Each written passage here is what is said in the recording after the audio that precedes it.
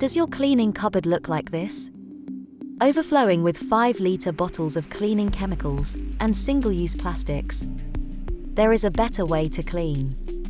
Our new Eco1 plastic-free chemical sachet range. Not only will this save space in your storage area, but it will remove all single-use plastics from your workflow. There is zero waste and no chance of overdilution. Plus, all chemicals are non-hazardous in use.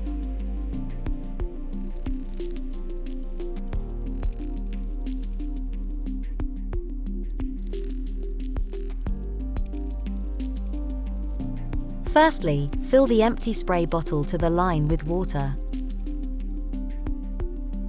Drop in 1 trigger spray sachet of the correct chemical. Screw on the trigger spray and shake for 30 seconds to fully dilute the sachet. Spray onto a suitable cloth, clean the surface and buff dry.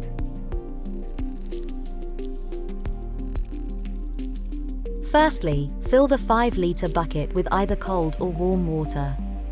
Drop in 1 mopping sachet of the correct chemical. Swirl the water with your mop to mix in the chemical. Finally, mop the floor and allow to air dry.